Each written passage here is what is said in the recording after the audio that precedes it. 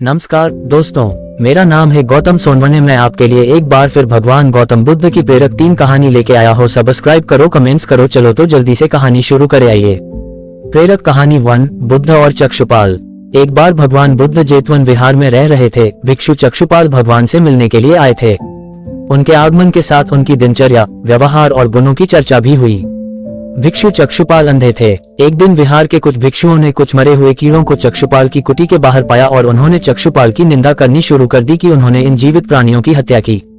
भगवान बुद्ध ने निंदा कर रहे उन भिक्षुओं को बुलाया और पूछा कि क्या तुमने भिक्षु को कीड़े मारते हुए देखा है? उन्होंने उत्तर दिया नहीं। इस पर भगवान बुद्ध ने उन साधकों से कहा कि जैसे तुमने उन्हें कीड़ों को मारते हुए नहीं देखा, वैसे ही चक्षुपाल ने भी उन्हें मरते हुए नहीं देखा और उन्होंने कीड़ों को जानबूझकर नहीं मारा है, इसलिए उनकी भर्त्सना करना उचित नहीं है।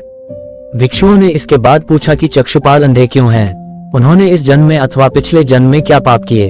भगवान बुद्ध ने चक्षुपाल के बारे में कहा कि वे पूर्व जन्म में एक चिकित्सक थे। एक अंधी स्त्री ने उनसे वादा किया था कि यदि वे उसकी आंखें ठीक कर देंगे तो वह और उसका परिवार उनके दास बन जाएंगे। स्त्री की आंखें ठीक हो गईं, पर उसने दासी बनने के भय से यह मानने से इनकार कर दिया। चिकित्सक को तो पता था कि उस स्त्री की आंखें ठीक हो गई हैं। वह झूठ बोल रही है। उसे सबक सिखाने के लिए या बदला लेने के लिए चक्षुपाल ने दूसरी दवा दी। उस दवा से महिला फिर अंधी हो गई। वह कितना ही रोई पिटी, लेकिन चक्षुपाल जरा भी नहीं पसीजा। इस पाप के फलस्वरूप अगले जन्म में चिकित्सक को अंधा बनना पड़ा। प्रेरक कहानी 2, परिश्रम और धैर्य। एक बार भगवान बुद्ध अपने अनुयायियों के साथ किसी गांव में उपदेश देने जा रहे थे। उस गांव से पूर्वी मार्ग में उन लोगों को जगह जगह बहुत सारे गड्ढे खुदे हुए मिले।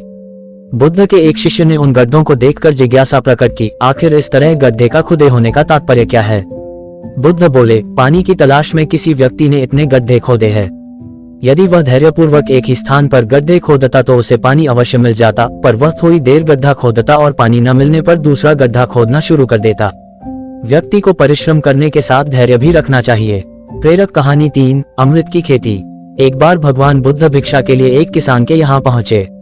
तथागत को भिक्षा के लिए आया देखकर किसान उपेक्षा से बोला, श्रमण मैं हल जोतता हूँ और तब खाता हूँ। तुम्हें भी हल जोतना और बीज बोना चाहिए और तब खाना खाना चाहिए। बुद्ध ने कहा, महाराज मैं भी खेती ही करता हूँ। इस पर किसान को जिज्ञासा हुई और वह बोला, मैं न तो तुम्हारे पास हल देखता हूँ, न बैल और न ही खेती का स्थल। तब आप कैसे कहते हैं कि आप भी खेती ही करते हो?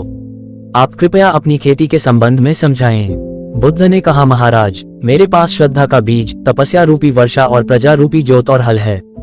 पाप भीरुता का दंड है, विचार रूपी रस्सी है, स्मृति और जागरूकता रूपी हल्की फाल और पेनी है। मैं वचन और कर्म में संयत रहता हूँ। मैं अपनी इस खेती को बेकार घास से मुक्त रखता हूँ और आनंद की फसल काट लेने तक प्रयत्नशील रहने वाला हूँ। अप्रमाद मेरा बैल है जो बाधाएं देखकर भी पीछे मुंह नहीं मोड़ता है। वह मुझे सीधा शांति धाम तक ले जाता है। इस प्रकार मैं अमृत की खेती करता हूँ।